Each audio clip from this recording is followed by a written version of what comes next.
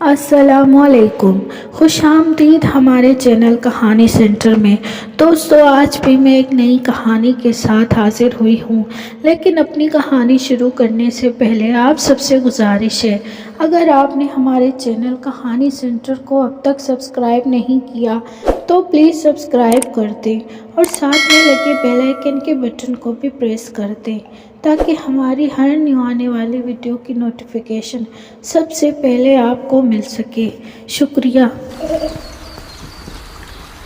نعت خواں ذرا دم لینے کو رکی تو شاہین نے زیر لب ناصر کو بتایا، سمرا کی منگنی ہو گئی ہے۔ ناصر نے چونک کر شاہین کو دیکھا۔ واقعی؟ ہاں، سمرا کی منگنی ہو گئی ہے۔ یہ زبیدہ کی آواز تھی جو صرف چند کانوں تک ہی پہنچ سکی، مگر جھوم جھوم کر درود پڑھنے والی خواتین کے تسلسل میں کمی آ گئی جسے نعت خواں نے فوراً نوٹ کیا۔ اس نے تنبیہ کی، معزز خواتین، گفتگو سے پرہیز کیجیے، یہ حضور صلی اللہ علیہ وآلہ وسلم کی محفل ہے، درود کا ورد جاری رکھیے۔ ایک بار پھر درود کی صدائیں بلند ہونے لگیں، مگر صاف نظر آ رہا تھا کہ تقریباً سب خواتین تک یہ خبر پہنچ چکی ہے۔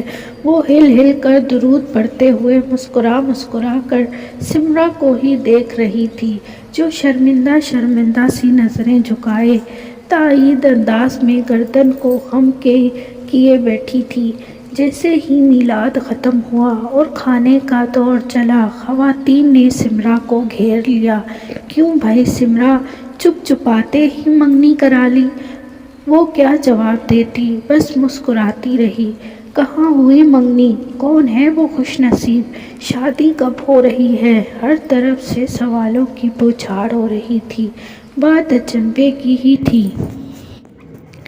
میں اور سمرا شروع سے ہی کلاس فیلوز تھے۔ بی اے کے بعد میری شادی ہو گئی، جبکہ سمرا نے ہسٹری میں ماسٹر کیا۔ اتفاق سے میری سسرال سمرا کے قریب ہی تھی، اس کے لیے کبھی کبھار ملنا جلنا ہوتا رہا۔ وقت گزرتا گیا، سب سہیلیوں کی شادیاں ہو گئیں، مگر اس گزرتے وقت میں سمرا کے لیے خوشی کا وہ لمحہ نہیں آیا جسے شادی کہتے ہیں۔ ماں باپ اس کی شادی کی حسرت دل میں لیے راہی مل قدم ہوئے۔ سمرا سے بڑی ایک اور چھوٹی دو بہنیں تھیں، ایک بڑا اور دوسرا چھوٹا بھائی۔ ایک ایک کر کے سب بیاہے گئے، مگر سمرا کا نصیب نہ کھل کر دیا۔ یہ نہیں کہ سمرا بدصورت یا بد سلیقہ تھی، وہ لمبے قد کی ایک قبول صورت لڑکی تھی۔ خاص طور پر اس کا فگر بڑا پرکشش تھا، اس پر گھٹنوں تک آئے ہوئے لمبے سیاہ بال۔ مگر کہتے ہیں نا کہ جوڑے آسمان پر بنتے ہیں، مگر اس کا جوڑا شاید بنا ہی نہیں تھا۔ اب تو سب بہن بھائی بھی اس کے بارے میں سوچنا چھوڑ چکے تھے۔ سمرا نے خود کو اسمارٹ اور مصروف رکھنے کے لیے بیوٹیشن کا کورس کر کے بیوٹی پارلر کھول لیا تھا۔ رت آتی اور شادیاں طے پاتی تو وہ ہر روز ہی اپنے ہاتھوں سے دلہنیں تیار کرتی، انہیں سجاتی، انہیں سنوارتی اور ہاتھ جھاڑ کر کھڑی ہو جاتی۔ پتہ نہیں اس کے دل میں اب کوئی حسرت یا ارمان تھا یا نہیں۔ شروع میں ایک دوا سے کینڈلز بھی اس کے حوالے سے بنے، مگر بیل منڈے نہیں چڑھی۔ یہ خبر سن کر میں نے بھی اتنی حیران اور تجسس تھی کہ صبح کا انتظار بھی مجھے دو بر رہا تھا۔ اللہ اللہ کر کے میں ناشتے سے فارغ ہوئی اور اپنی بڑی بیٹی کو، جو کیمسٹری میں ماسٹرز کر کے ایک پرائیویٹ کالج میں پڑھا رہی تھی، دوپہر کے کھانے کا سمجھا کر چادر اوڑھتے ہوئے سمرا کی طرف چلتی۔ اتوار کی وجہ سے تینوں بچے گھر میں ہی تھے۔ بڑی رابعہ، چھوٹی حسنہ اور بیٹا بلال تھا۔ حسنہ بی اے میں اور بلال ایف ایس سی کر کے پروفیشنل کالج کے لیے انٹری ٹیسٹ کی تیاری کر رہا تھا۔ سمرا آنگن میں کھڑی مل گئی۔ وہ نہا کر نکلی تھی، اس کے لمبے گھنے بالوں نے آج بھی اس کی کمر کو چھپا رکھا تھا، البتہ اس کا آدھے سے زیادہ سر سفید ہو چکا تھا جسے اس نے مہندی اور کلر سے چھپا رکھا تھا۔ مجھے دیکھتے ہی وہ بھاگتے ہوئے آئی اور میرے گلے لگ کر رونے لگی۔ میں گھبرا گئی۔ سمرا، سمرا کیوں رو رہی ہو؟ کیا ہوا؟ مگر وہ بولی کچھ نہیں، بس روتی رہی۔ تھوڑی دیر بعد پرسکون ہوئی تو میں اس کے ساتھ اس کے کمرے میں آ بیٹھی۔ اس کی چھوٹے بھائی چائے اور لوازمات میز پر رکھ کر باہر چلی گئی۔ وہ جانتی تھی کہ ہم رازدار سہیلیاں ہیں۔ چل اب تفصیل بتا اس اچھی خبر کی۔ میں بے چین ہو رہی تھی، اس لیے تکلف کی ایک طرف رکھ کر پوچھنے لگی۔ سمرا جواب دینے کے بجائے الماری سے ایک تصویر نکال لائی۔ تصویر میں کوئی 36-37 سال کا ایک نہایت خوبصورت اور وجیح جوان بڑے اچھے سوٹ اور ٹائی میں ملبوس باوقار انداز میں مسکرا رہا تھا۔ میں حیران ہو کر کبھی تصویر کو اور کبھی سمرا کو دیکھ رہی تھی۔ سمرا بڑی مایوسی سے سر جھکائے اپنی انگلیوں کو دیکھ رہی تھی۔ خدایا، اتنا حسین اور کڑیل جوان، اور تیرا منہ پھر بھی لٹکا ہوا ہے۔ میں نے سمرا کی تھوڑی اونچی کرتے ہوئے کہا۔ رضیہ، تم تو میرا مذاق نہ اڑاؤ۔ وہ رونے والی تھی۔ مذاق؟ کیسا مذاق؟ تیری باقاعدہ منگنی ہوئی ہے نا؟ جواب میں سمرا نے اپنا ہاتھ آگے کر دیا۔ اس کے نرم و گداز ہاتھ میں کانچ کی سرخ چوڑیاں اور انگلی میں سادہ سی سونے کی انگوٹھی چمک رہی تھی۔ میں نے محبت سے اس کے ہاتھ تھام لیے۔ چل تو مجھے تفصیل سے بتا کہ رشتہ کیسے چلا اور کیسے طے ہوا۔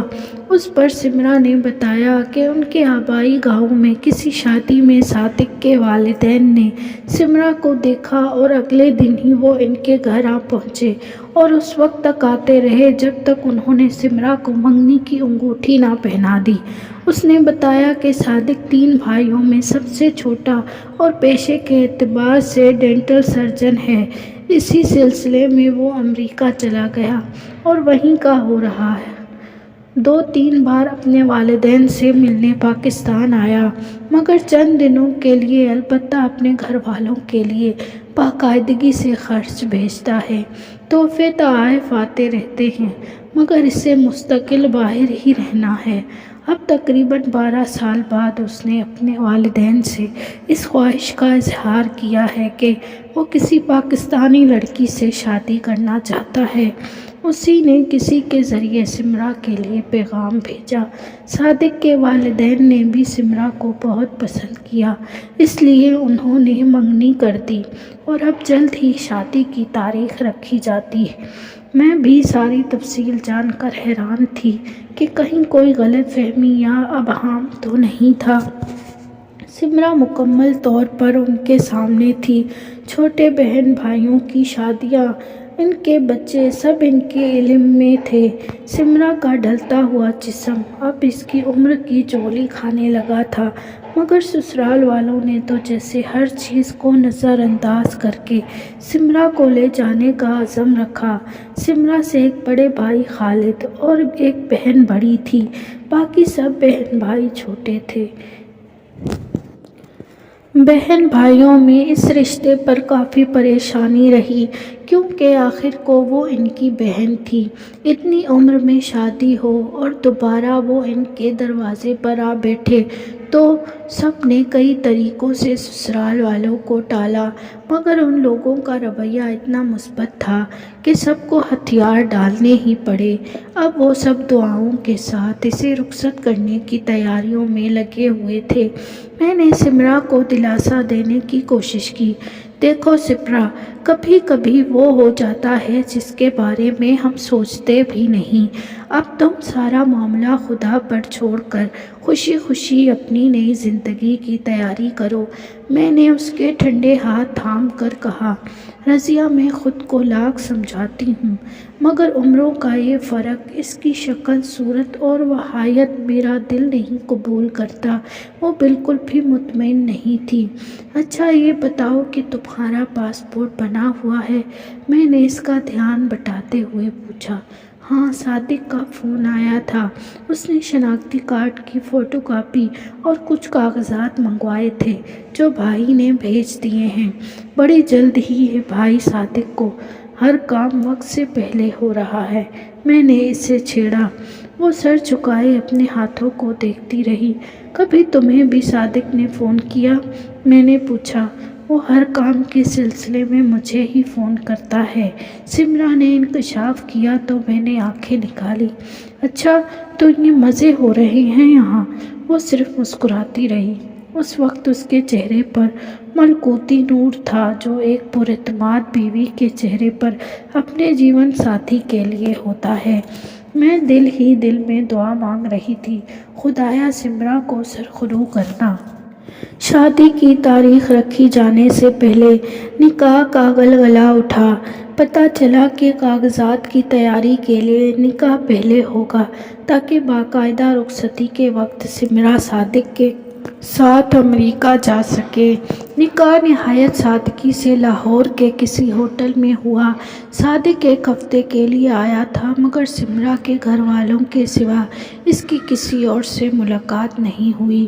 سمرا سے بھی واجبی سا سامنا ہوا اور بس، نہ صادق نے ملنے کی خواہش کا اظہار کیا نہ ہی کسی قسم کا رابطہ کیا۔ سمرا مزید پریشان ہو گئی۔ صادق 2 دن بعد ہی واپس امریکہ چلا گیا۔ آخر شادی کی تاریخ رکھی گئی، اپٹن، مہندی، سب کچھ ہوا مگر سمرا کے اندیشے جوں کے توں رہے۔ مہندی کی رات میں دیر تک سمرا کے ساتھ رہی۔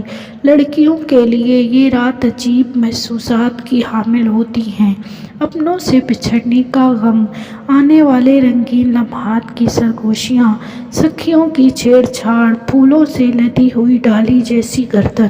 مگر یہاں تو معاملہ ہی الٹ تھا۔ سمرا بار بار میرے گلے لگ جاتی۔ رضیہ، کیا ہوگا؟ کیوں ہو رہی ہے یہ بے جوڑ شادی؟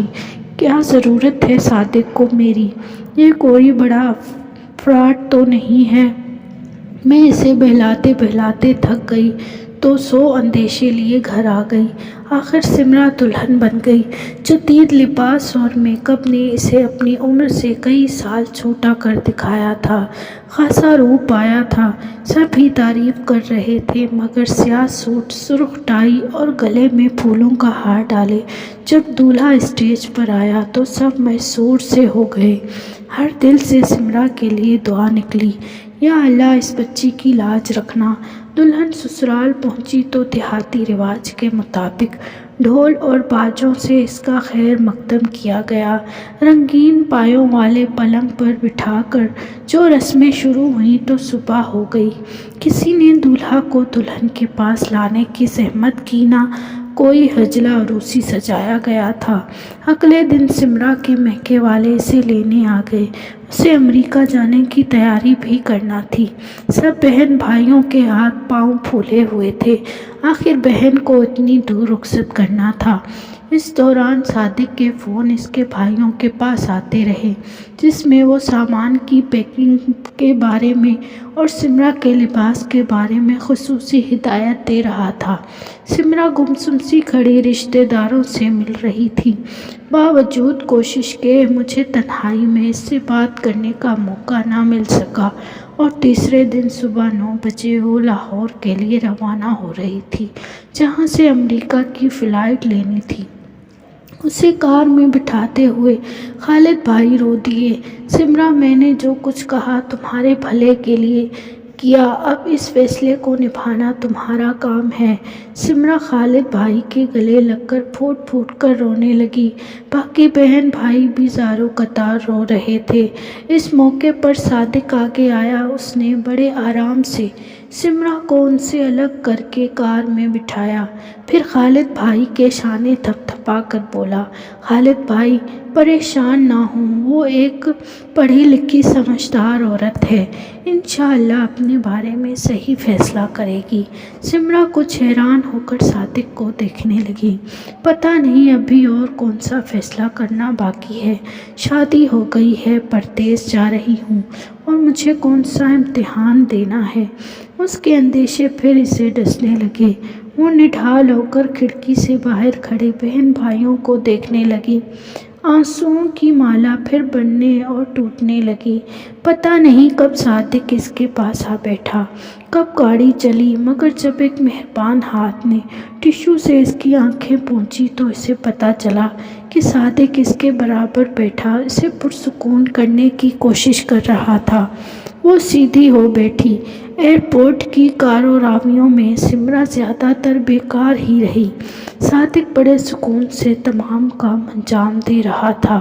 صادق کے ہی اصرار پر سمرا نے کورسز کر کے اپنی انگلش کا رواں کر لیا۔ سمرا پہلی بار جہاز کا سفر کر رہی تھی، ایک بہت بڑے جہاز میں جسے ایک دنیا آباد تھی۔ بورڈنگ کی ہلچل، جوتوں کی کھٹ کھٹ، بچوں کا شور، وہ حیرت بھری نظروں سے ارد گرد دیکھ رہی تھی۔ جب جہاز ٹیک آف کرنے لگا تو سمرا کا دل بیٹھنے لگا۔ اجنبوں کا شور اس کے کان بند کیے دے رہا تھا۔ وہ مدہوش نگاہوں سے ادھر ادھر دیکھ رہی تھی۔ ایسے میں برابر کی سیٹ پر بیٹھے ہوئے صادق کی مہربان مسکراہٹ اور اس کے ہاتھ پر صادق کے ہاتھ کے اپنائیت بھرے لمس نے سمرا کا حوصلہ بڑھایا۔ وہ کچھ دیر ہلکان ہونے کے بعد واقعی پرسکون ہو گئی تھی۔ اسے لگا کہ جہاز اڑنے کے بجائے رک گیا ہے۔ صادق نے اسے سکون آور گولی کھلائی اور پھر ہلکا پھلکا کھانا کھا کر وہ سو گئی۔ پتہ نہیں کتنے گھنٹے سونے کے بعد وہ جاگی تو بالکل فریش تھی۔ ساتھ والی سیٹ پر گود میں میگزین رکھے صادق گہری نیند سو رہا تھا۔ اس کا سر سمرا کے شانے پر ٹکا ہوا تھا۔ ہلکے ہلکے خراٹے اس کی گہری پرسکون نیند کا پتہ دے رہے تھے۔ سمرا قدرت کے اس کرشمے اور فیاضی پر ابھی تک ششد تھی۔ نکاح سے پہلے اور بعد کے سب اندیشے ہوا ہو گئے تھے۔ صادق ایک ذمہ دار اور بااعتماد ساتھی کا رول بہت اچھی طرح نبھا رہا تھا۔ ایئرپورٹ پر پہنچنے سے پہلے اس وقت تک اس کے کسی عمل یا بات سے یہ محسوس نہیں ہوا کہ وہ کوئی کام جبراً یا بے دلی سے کر رہا ہے۔ سمرا کا اعتماد بحال ہو رہا تھا۔ اس نے جواباً بھرپور تعاون کا اظہار کیا۔ صادق زیادہ تر انگریزی یا پھر ٹوٹی پھوٹی پنجابی میں بات کر رہا تھا۔ سمرا کو انگریزی کے کورسز نے بڑا فائدہ دیا۔ وہ صادق کی ہر بات آسانی سے سمجھ رہی تھی اور جواب دے رہی تھی۔ اس بات سے صادق خاصا متاثر نظر آ رہا تھا، بلکہ اس نے ایک دو بار اس بات کا اظہار بھی کیا تو سمرا مسکرا کر رہ گئی۔ 20-22 گھنٹے کا یہ طویل سفر ختم ہوا تو سمرا نے خدا کا شکر ادا کیا، کیونکہ بیٹھے بیٹھے اس کے جوڑ اکڑ گئے تھے، جبکہ صادق پوری طرح حشاش بشاش تھا۔ ایئرپورٹ پر اتر کر سمرا چکرا گئی۔ اس نے زیادہ سے زیادہ لاہور کا ایئرپورٹ دیکھا تھا، وہ بھی عمرے یا حج سے آنے والوں کی خوشامدید کہنے کے لیے۔ نیو یارک جیسا بڑا شہر اور اس کا بے ایف کینڈی جیسا بڑا بین الاقوامی ایئرپورٹ لوگوں کا ایک ہجوم تھا، ایک دوسرے سے بے نیاز جلدی جلدی اپنی قانونی کارروائی مکمل کرنے اور اپنا سامان حاصل کرنے یا باہر نکلنے کے لیے ایک سائٹ کی طرف بھاگ رہا تھا۔ باہر کئی لوگ ہاتھوں میں گارڈ لیے آنے والوں کو پہچاننے کی کوشش کر رہے تھے۔